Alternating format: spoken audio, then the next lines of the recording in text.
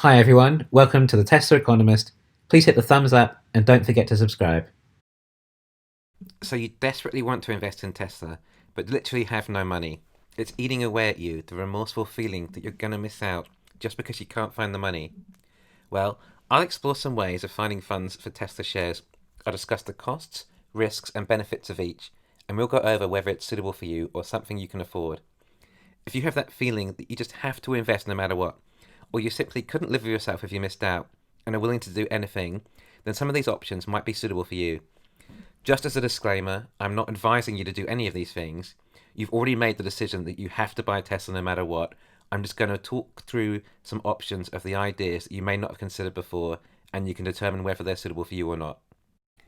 Family is often the go to approach, but whether it's right for you would entirely depend on the sort of relationship you have with your family.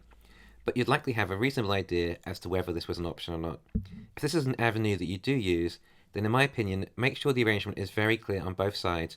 Probably a good idea to write it all down. They may say something like, sure, but if it goes up, I want half the profits or something, which is fine as long as it's noted. It's never worth falling out with family over money, especially if it goes up a lot.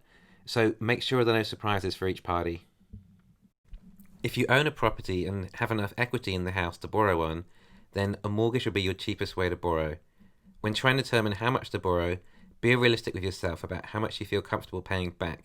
Don't just go out borrowing as much as you can with the mindset that Tesla can only go up.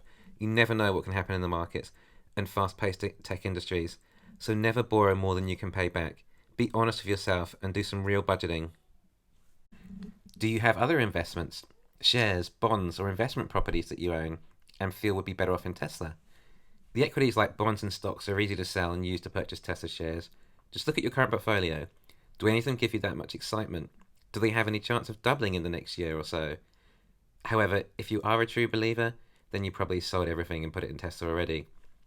Selling property isn't quite as easy, it's not as liquid, requires a lot more effort, and has a fair amount of expense involved, but it may still be an option for you to consider.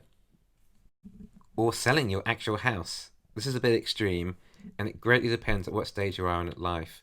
If you're in your 20s and it's the only way to get a bit of capital, but believe in it that much and are willing to rent for a few years instead, then it might actually be a realistic move for you. This is actually what I did in my mid 30s, sold my house to get in the market. Do you have anything else of value you can sell? How much is your car worth? Maybe five, $10,000? Sell it if you can tolerate riding a bus. It just depends how bad you want it. I remember when I was a university student living at home with my parents. The stock AskJeeves.com had just gone under $1. I had to have it, no matter what. I told my dad I would sell my car, the one he bought me for my birthday, so I can get Ask Jeeves. Nothing else mattered to me. I didn't care that I'd have to be on a bus and get rides everywhere, because I'd have this feeling that I was going to retire early as a result.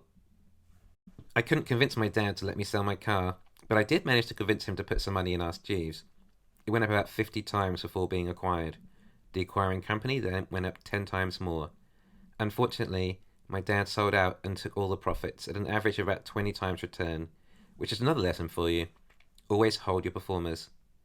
A car is an obvious thing as it has a lot of value, but there may be all sorts of things you might have of some value.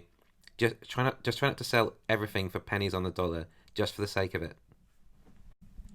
A credit card is just an easy way of getting a loan, but does charge quite high interest. So let's say you borrow $10,000, then you likely could find a credit card with 15% interest rate and probably even a few sign up bonuses too. So the interest rate might be around $120 a month, plus you need to make a minimum payment. So in reality, I think if you can afford $200 a month and it's your only option, then that would be acceptable. If you can't afford that much, then borrow less or work out other ways of cutting costs until you pay it off again. But for most people, it shouldn't be too difficult to economise by $200 a month, especially if it's only for a year. So here's an idea of a few easy ways of cutting down expenses. Coffee. Buying coffee daily can reach over $100 a month.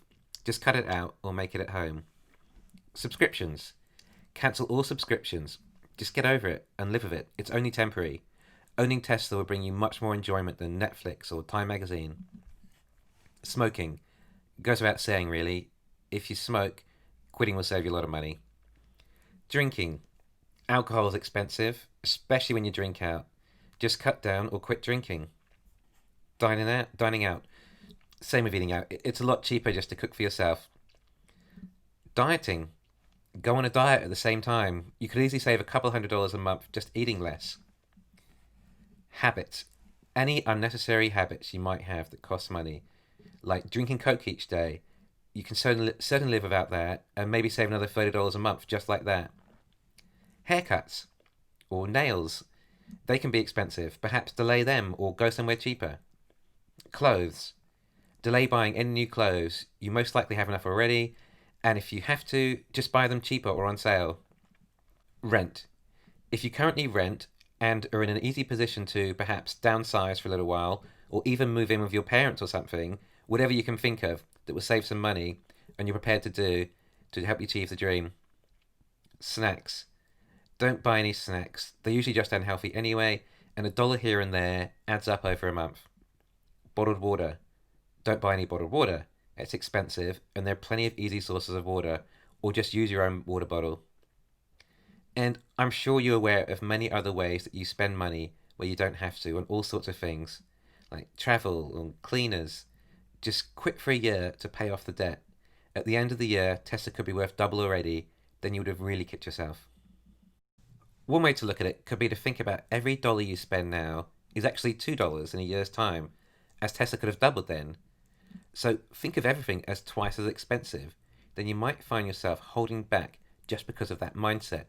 For example, I do think about buying a Tesla sometimes, but I figure I could buy one now or have enough money for perhaps 5 Teslas in a few years' time when Tesla's increased another 500% because I left that money in Tesla stock.